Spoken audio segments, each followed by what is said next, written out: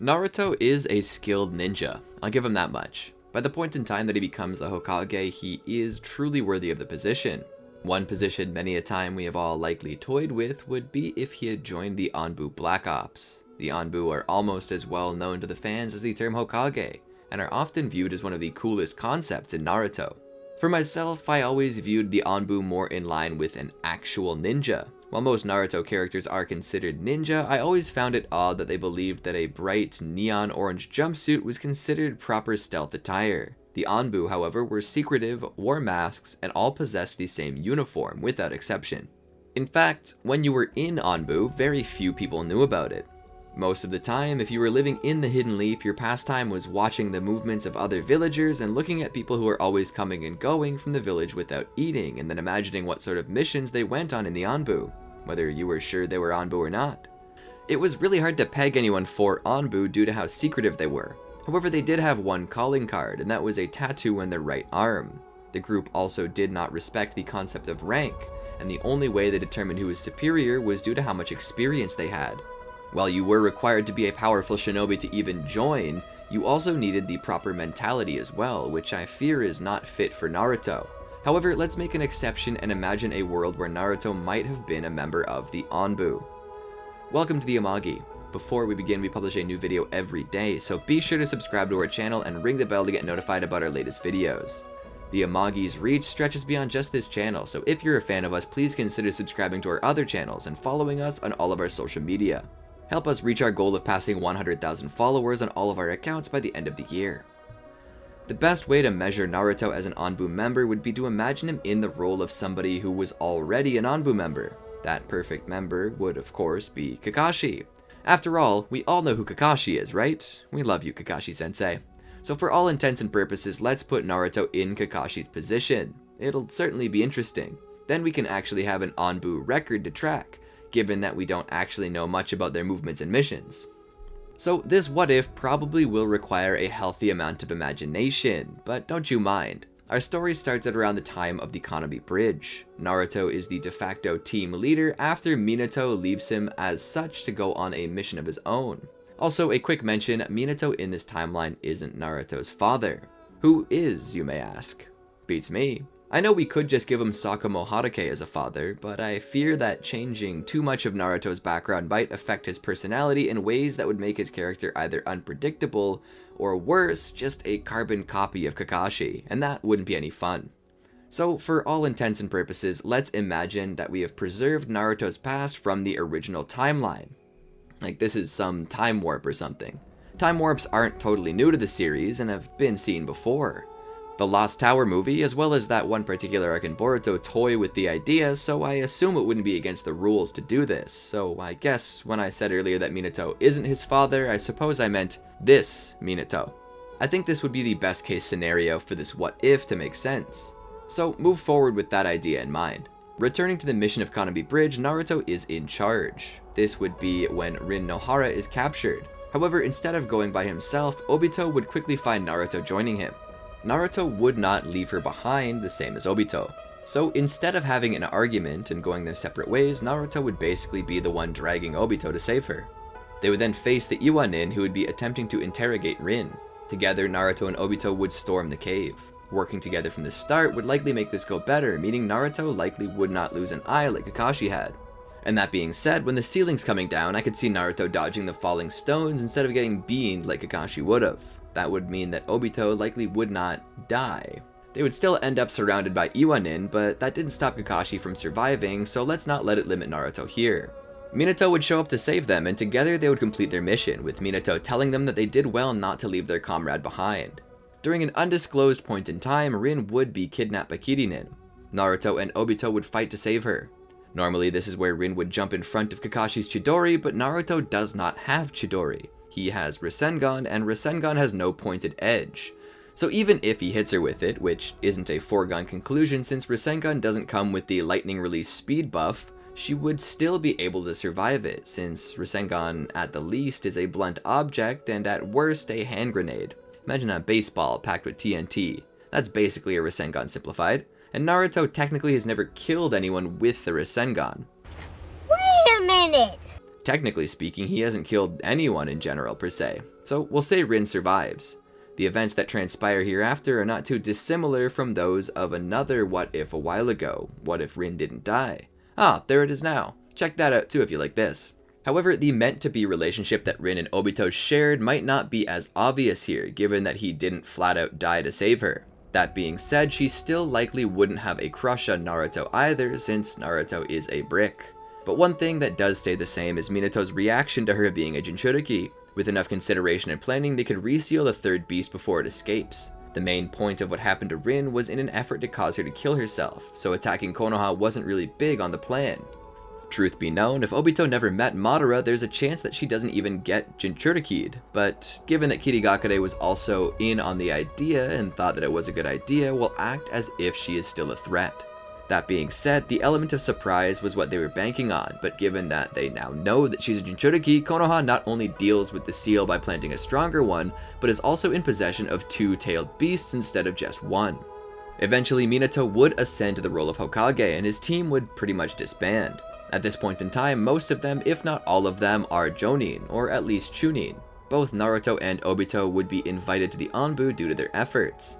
At the risk of sounding too obvious, I would say that Naruto's nickname in the ANBU would be Fish Cake, and Obito would obviously be Crybaby. I mean, it seems rather obvious to call Naruto that. After all, Naruto Uzumaki comes from Narutomaki, which is a fish cake commonly found in traditional ramen in Japan. But you'll have to forgive me because I just want to call Naruto Fish Cake. Well, anyway, Fish Cake and Crybaby do very well in the ANBU, though they aren't quite as ruthless as Kakashi had been. A lot of Kakashi's success in the ANBU was due to his ruthlessness, which stemmed from his loss of Obito and Rin, which he still blamed himself over and still had nightmares about. Neither Naruto or Obito had this issue because they had not really known the horrors of losing a teammate. Well, not until they joined the ANBU, in which it was common. In many such cases, Naruto and Obito would be the ones required to dispose of the body as per the rules. According to Shinobi rules, when a shinobi dies, especially one of as secretive of a group as the ANBU, it was customary to destroy their body to ensure that the secrets they carried inside of them, such as any Kekkei Genkai like the Sharingan or Byakugan, though the Hyuga did tend to take care of their own Byakugan personally, or anything else like that, would not fall into the hands of the enemy. This could be even as simple as their diet. The enemy could draw untold conclusions from even the tiniest detail, which is why the bodies needed to be destroyed. It was generally commonplace that the body should be destroyed on the spot, but there are cases where this isn't possible. Kakashi noted this when Haku, at the time guised as a Kiri Hunter Nin, did not simply destroy Zabuza's body, but took it away, which was one thing that told him that it was possible that Zabuza was still alive. In this little story we're telling, it would be discussed by Obito that if anything happened to him in battle, that the shinobi he wanted to dispose of him would be Naruto. Considering that Obito possessed a Kekkei Genkai like that of the Sharingan, it was a foregone conclusion that he would need to be disposed of at death to protect this from falling into the hands of the enemy. Naruto would not wish to do this, stating that nothing would happen to Obito, but Naruto did promise that if anything happened, he would personally dispose of his body. After many trials and tribulations which came with the ANBU territory, both Obito and Naruto would be placed on Team Ro, which Naruto would end up the captain of. During this time, Minato Namikaze would father a child with his wife, Kushina Uzumaki. Their baby's name, you ask? Kakashi. There had to be some give and take here. If Naruto takes Kakashi's place in this universe, the Kakashi should take Naruto's. I know I said this is a time warp, and I still kinda consider it that way, but I still think it would just be better to have Kakashi take Naruto's place. After all, if I didn't, there would be two Narutos, and that would be very confusing. Much like the original timeline, the Nine Tails would attack, but it wouldn't be caused by a man with a mask, but by a man with a Rinnegan. And much like before, they would target Kushina and Rin at the same time. Due to Minato's interference, they managed to seal the Nine Tails into the baby Kakashi, but Rin loses her tailed beast and dies soon after, with the man bearing the Rinnegan taking this tailed beast back with him.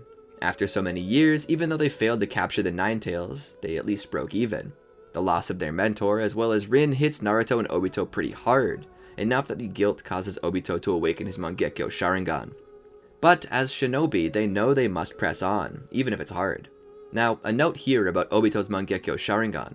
If you recall, in the original timeline, Obito had the ability to use this without any kickback, despite not possessing an eternal Mangekyo Sharingan.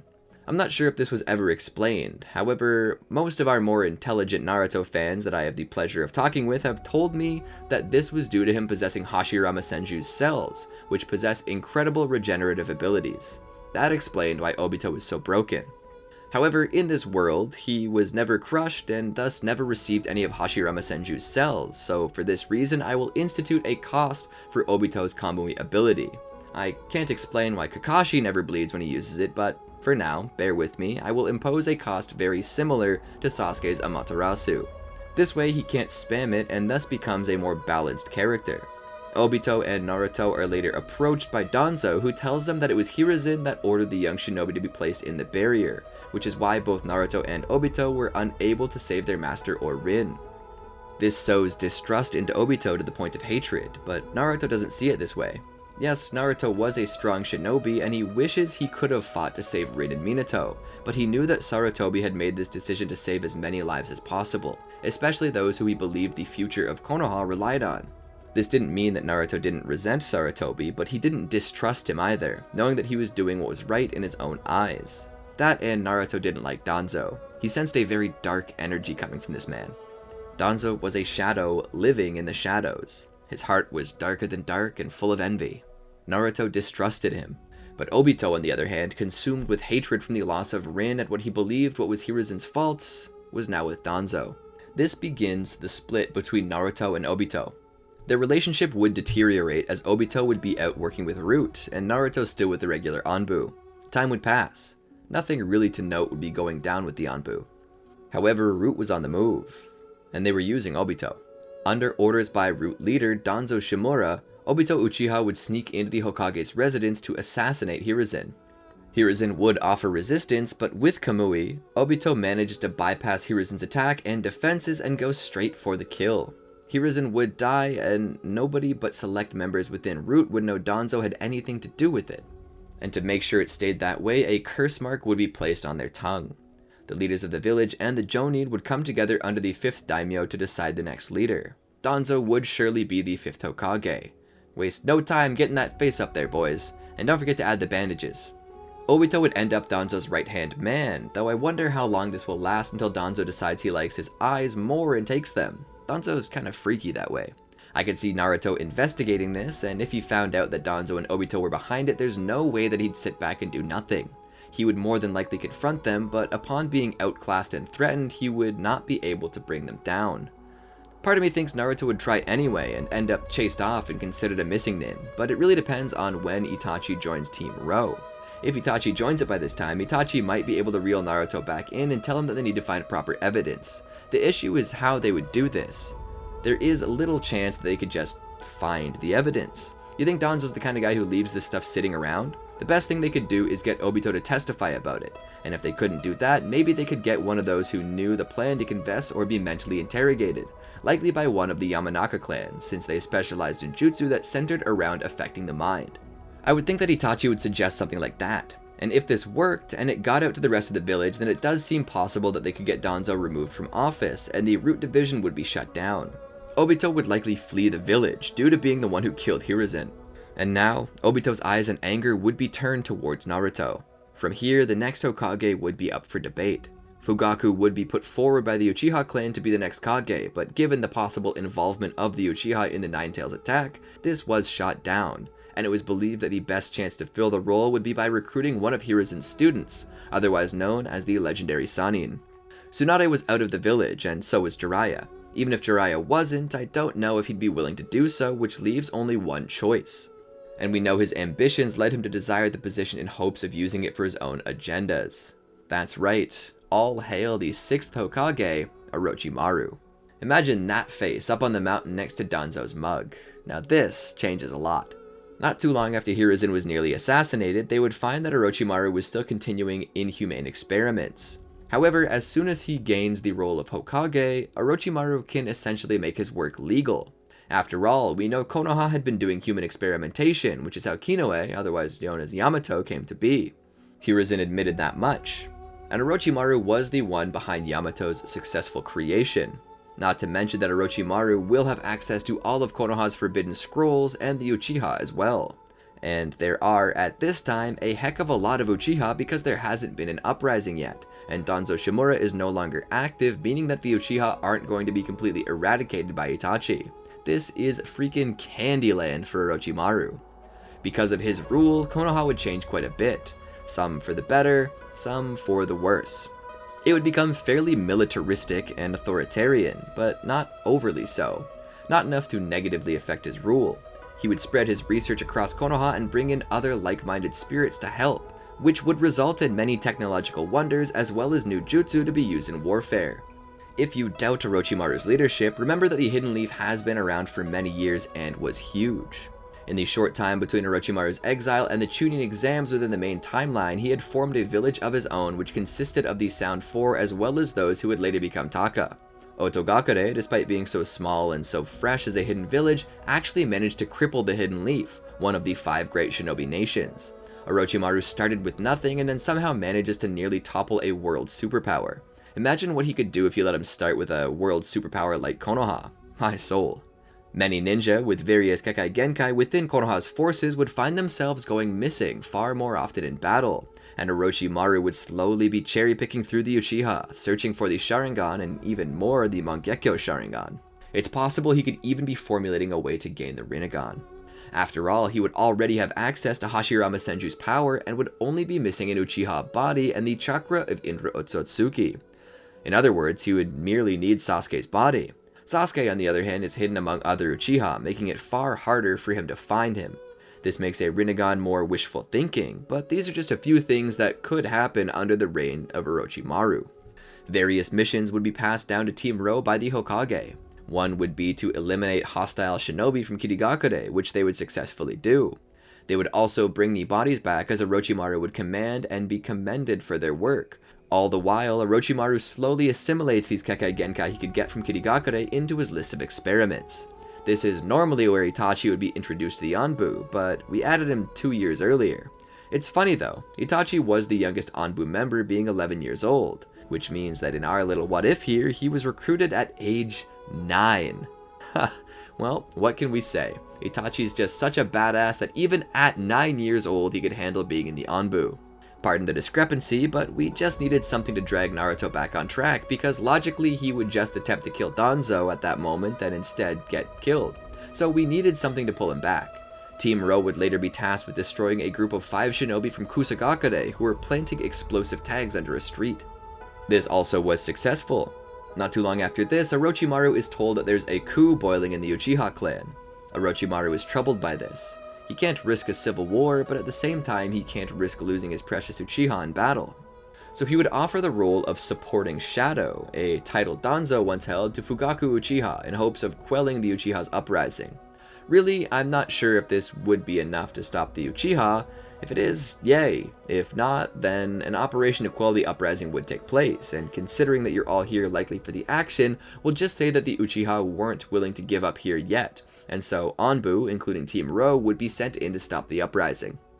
Orochimaru specifically doesn't want to eradicate them, not until he can learn to replicate their Kekai Genkai in others without a flaw. This means that when he sends Team Ro in, he'll send them in specifically to attack only the militarized portion, which would allow him to quell the uprising without killing them all. However, whether he actually needs to do this either is really a question. Remember, we removed Danzo Shimura from the board. This means that a certain someone doesn't lose his Mangekyo. That's right, Shisui Uchiha does not lose his eye. This means he still retains the ability to use Koto Amatsukami. Now, there is a question still if this would have worked or not. Koto Amatsukami can be cast on people without them knowing it, as was shown in the 5 Kage Summit, but could it be cast upon an entire clan? Say Shisui changed Fugaku's mind, or even the mind of most of the Uchiha elders. Would that be enough to stop the coup, which might have been so ingrained within every Uchiha with the rank getting up? You see, there are so many variables here that it's hard to chart a clear path ahead, but as I said before, I believe you're here for action. So let's say that Fugaku becoming the supporting shadow as well as Koto Amatsukami does not work to stop the coup. The very least it would do is put some doubt in the Uchiha and weaken the coup. Team Ro would be sent in as they were originally told to. Those that would rise against Konoha would have to be killed. Naruto would hate this, as would Itachi, but they would do it. But every civilian and any Uchiha shinobi that surrenders would be spared as per Orochimaru's orders. This quickly ends the coup with very little bloodshed. And to drive home his guilt, just like the snake that convinced Eve to take the fruit of knowledge, Orochimaru would offer those who surrendered amnesty and forgiveness for attempting to betray the village. They say you get more flies with honey than vinegar. In doing this, he regains the Uchiha as loyal allies, especially with Fugaku as his new supporting shadow. This would bring unity and peace to Konoha, and Orochimaru will be viewed as perhaps the greatest Hokage since Hashirama Senju. Time would pass, and the Land of Waves arc would happen, but this arc doesn't include Naruto. Instead, it's a new Team 7 that consists of Sasuke Uchiha, who still has a happy disposition, Sakura Haruno, who doesn't change at all, and Kakashi Hatake, who is awfully like Sasuke, making this new Team 7 pretty skilled. I could see Yamato being the team leader, as he would be the only one with wood release that could pacify Kakashi should anything happen that causes him to lose control of his tailed beasts. That being said, the Land of Waves arc pretty much goes as originally, except that Kakashi is far more skilled than Naruto, has a prodigious nature like Sasuke, and has chakra control on par with Sakura. This means that it's Sasuke who's left behind asleep while training to run up trees and stuff. This changes very little though besides that, and the end remains the same. The Chunin exams would also happen, though they would likely remain the same, with Kakashi likely coming out on top as the leading genin, and most of Team Yamato would reach the rank of Chunin. Sasuke also never leaves the village because he has no grudge against Itachi. And also, Orochimaru is the Kage, so there really is no reason at all for him to leave, even if he did seek revenge, which he won't. During this arc, Team Ro would be there to guard the Fire Daimyo, who would show up to the Chunin exam's final round to place bets like most of the other Daimyo. But, you know, Team Ro isn't needed here because Orochimaru never does the Konoha Crush. And why would he? He is the Hokage. Sorry, I just can't get tired of saying this. I'm tickled pink over Orochimaru being Hokage. Or tickled purple if we're going with his color scheme. I always wanted to see it, and sadly, he's stealing the show from Naruto. But this does send a lot of ripples in the water, and we gotta ride these waves. So let's hang 10 with Orochimaru a little longer. Gaara would be killed by the Akatsuki as his tailed beast would be stolen. ANBU would investigate this as Orochimaru likes to keep tabs on everything. No knowledge is bad knowledge, right? They would begin to hunt the Akatsuki as they continue to target tailed beasts, and Orochimaru knows this will only lead to more issues, so they would be sent to hunt these Akatsuki down. This generally goes the same as before, but then the 6 Paths of Pain show up in the village. Naruto would be there to help along with most of the ANBU. Kakashi would be there with Team Yamato, and Orochimaru would be there, but besides that, he would also have Jiraiya. I mean, our Orochimaru isn't gonna send Jiraiya to the village hidden in the rain. That job is for other, more expendable shinobi. So besides that, Orochimaru also has access to the impure reincarnation jutsu, which he uses to resurrect not only the 1st, 2nd, 3rd, and 4th Hokage, but also allows him to resurrect Madara Uchiha. Minus his personality, of course, because that would be troublesome. So yeah, pain is worm food. By this time, I would assume that Obito Uchiha would have joined the Akatsuki, as he would have nowhere else to go. There would be no need for a Kage summit because Orochimaru is pretty confident that he can protect the Nine Tails, and the fact that he could summon Madara Uchiha's spirit to battle with him is proof that Madara isn't the head of the Akatsuki. Having had Nagato and Konan killed, Orochimaru is the one in possession of the Rinnegan now and keeps it hidden in a secret location, which severely cripples the Akatsuki's plan. Obito, Uchiha, and Zetsu are the only ones I can think of that would be able to sneak into Konoha. Obito could merely use Kamui to teleport in. He would try to find Nagato's body, but would not be able to. All he would find are 2 jars possessing a single Rinnegan each. He'd snatch those and make off with them. He would attempt to take the Nine Tails from Kakashi Hatake, but would be met with Naruto of the ANBU, who Orochimaru would send to guard Kakashi, because Orochimaru isn't stupid and knows that until they can get the other tailed beast back and prove that their enemy is destroyed, they need to protect their village's greatest asset. As I said, there is a cost to how many times Obito can use Kamui due to lacking Senju DNA. This means he's not unable to be beaten by Naruto. Even if he is wearing a mask though, it seems possible that Naruto would manage to know who this person is due to how he has experience with someone just like this using Kamui. However, Naruto has grown considerably and he's not the only person there protecting Kakashi. It seems highly likely that they would manage to defeat Obito. Naruto likely by this time would have learned the Flying Thunder God technique.